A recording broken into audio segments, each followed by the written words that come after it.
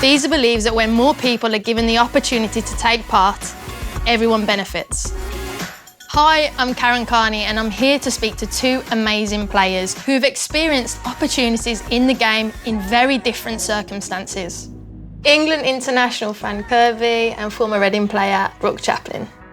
Brooke, Fran, thank you for being here. Brooke, tell us a little bit about your journey then into the professional side of the game. I'm from Portsmouth, so I started playing for the Mighty Blues, Pompey, when I was younger. Went over to Southampton where they had a centre of excellence. I played at Chelsea before the WSL was a thing and went to Loughborough as part of the FA Scholar with you. We were there together and I was playing at Everton at the time. Before the WSL started, I won the FA Cup with Everton, so I think that moment was our kind of big moment. I think we would have been training in the evenings and I was working full-time. In 2015, I think, I went full-time with Sunderland. Now I'm at Reading, or I was at Reading, and now I've had to retire. Wow, that's incredible. Yeah. And Fran, you started at Reading? Joined the academy there, I think I was around 6 or 7, and then just kind of went through all the age groups. Kelly Chambers was my manager at under-12s. Oh, okay. She ended up being my manager in the women's side as well, so I went through all the youth age groups, joined the women's team when I was 16.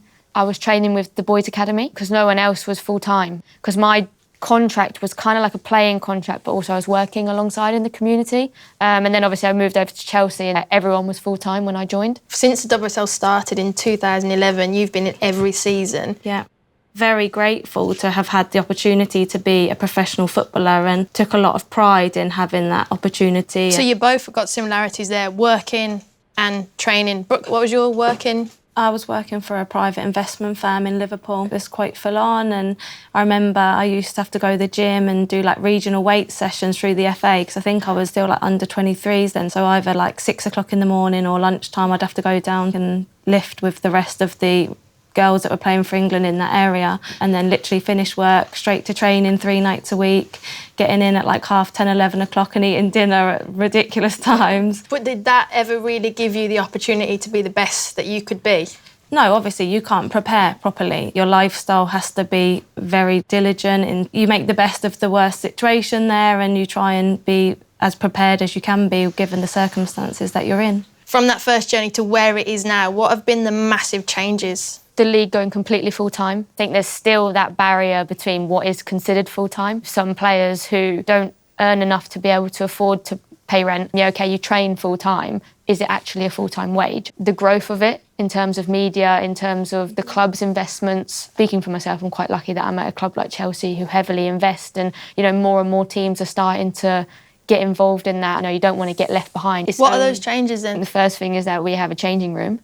I remember when we first joined, we put things on the side of the pitch. You know, you had your kit that you were going to get changed into. Even little things that you get your kit washed. You know, before I had 2 T-shirts and you're going home and you're putting a wash in every day. And then we got lockers and I was even more excited, you know. I think I was there as well when we got lockers and we got the new dressing room and it makes you feel like a footballer. Yeah, I think it just makes you feel like more secure. You know, if someone had, like I said, if you're not earning enough to live close to the training ground, you're driving an hour after training with no food.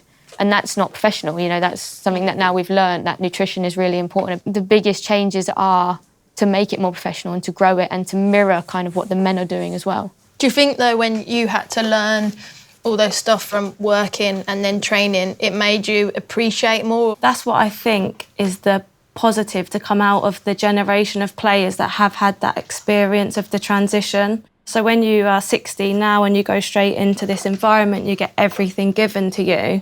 You have no kind of perception of like what else it could have been like, whereas we've been there when, okay, you had to prep like 4 meals on a Sunday for your week and you're trying to like make sure you're drinking enough when you're in meetings all day at work, and it makes you so much more appreciative of where women's football is now. You always want to leave the sport, the jersey, in a better position than when you had it. And I've been quite honest with the younger players that are at Reading that I'm close with.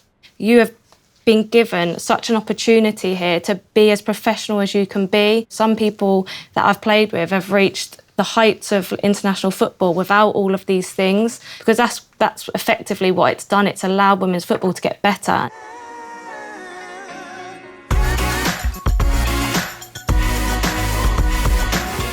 What has the role of sponsors been, though, in helping the game? I think it's been massive. You know, the lead up to the Women's World Cup in 2015, that was when I kind of got more involved in it. I came in probably when it was starting to shift, and even for me, I can see a massive difference. It sounds silly because, like Brooke was saying, all these kids now, they get their boots. They get everything that they need, and, you know, it's no cost to them.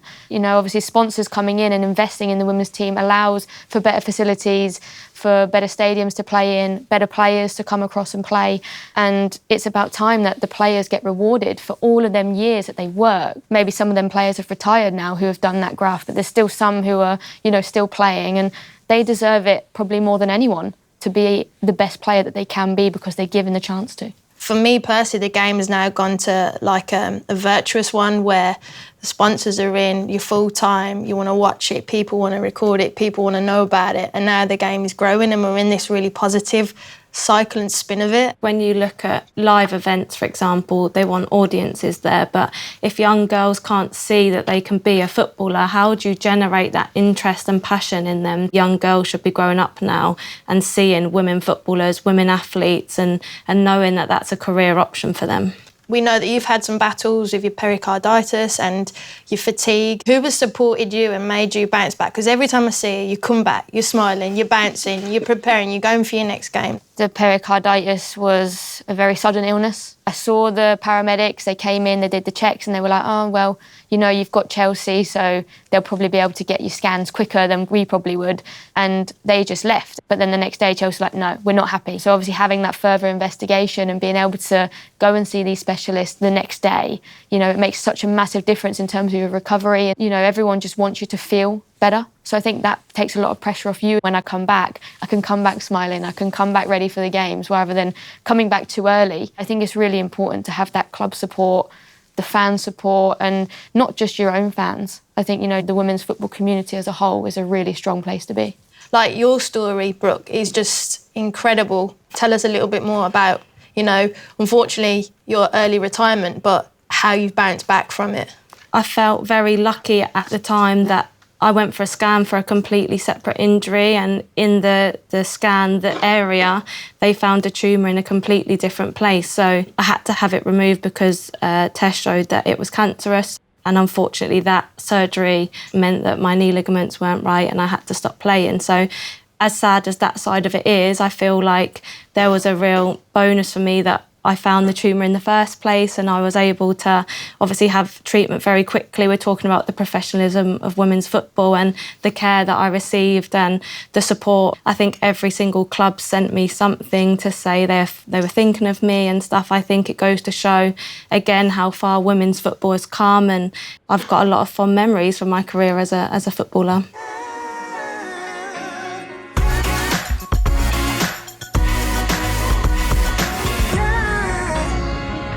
I think what's really good about a lot of the female players, and to be fair, male players do it as well, but I think there is an emphasis on preparing or upskilling while you're still playing, partly, Brooke, because you said you had to initially. I had my degree from when we were at Loughborough, my undergrad, and I worked... What was that in, sorry?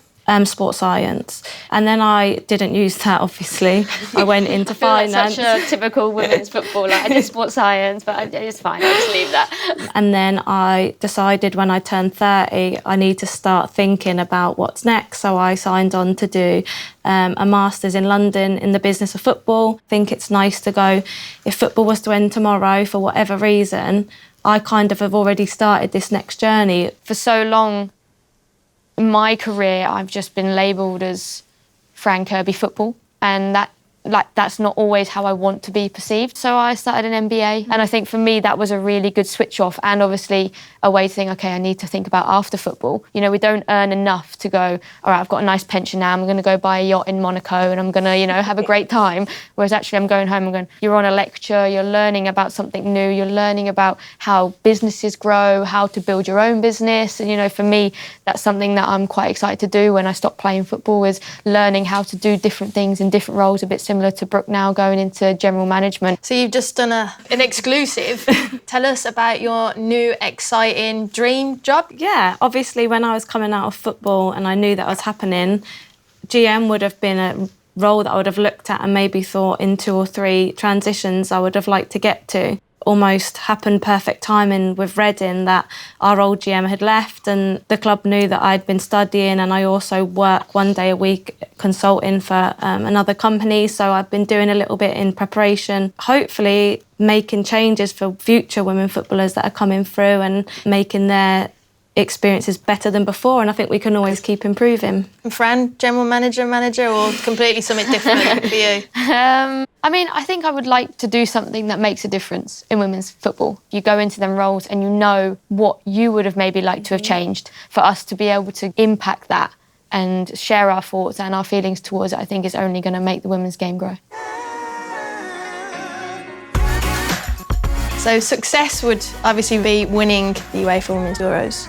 Take that aside, if I said to you the tournament ending tomorrow, what would be success apart from that for the Euros? I think for me, it's just going off the back of other tournaments and build around women's football in terms of getting bums on seats at the games, televised games, as many as we possibly can, as much as we can grow the women's game. You know, growing up, how many young girls get told, you know, there's not a career in women's football. But if a young girl is sat in the crowd at Old Trafford, sat at Wembley, and they see their favourite players walk out, you know, what better motivation is it for them to go, I want to go down to my local girls' football club? That's a win for me. What about you, Brooke? What would be success in your eyes? The biggest challenge this year with the WSL was actually filling stadiums and having an atmosphere there. We've obviously got the TV deals now and the infrastructure of clubs are getting much better. The Olympics kind of kick-started this in London 2012 when you're having like Wembley sold out for like a women's football match, and it's all of these big tournaments and big events that really encourage people to go down and actually watch. We really need that to filter into our national level so that it becomes a better product to watch on TV. There's some fantastic other female players that are going to be on show for everyone to be able to go and watch. And anyone in particular, any team? We're all excited about England being in the home Euros and, oh my God, we're bringing football home. But, you know, there's so many quality sides now in women's football. You know, obviously we speak about England and we have a really, really exciting team. Every other team is thinking that. Every other team sits in their changing room and looks around and goes, we've got a chance here. You can't sit there and say, you know, the final's going to be these 2 teams because you just don't know.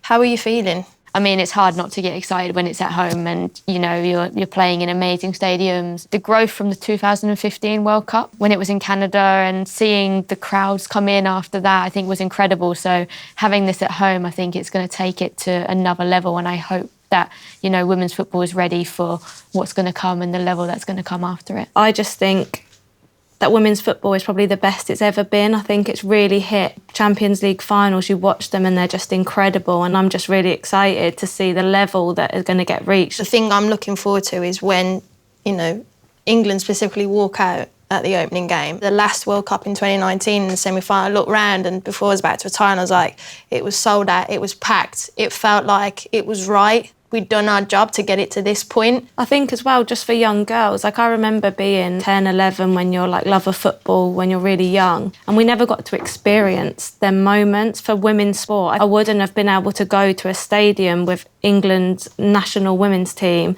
and see it sold out and an incredible atmosphere. So hopefully it inspires a generation and gets families into stadiums this year. I've been lucky to play in World Cups in Euros before, and you never lose that feeling of excitement. Playing in these tournaments is going to be a memory for a lifetime. So everyone who hasn't got a ticket, go and get a ticket and go to the championships this summer. Talking of inspiring women, thank you so much both of you for your time. Brooke, good luck in your new career.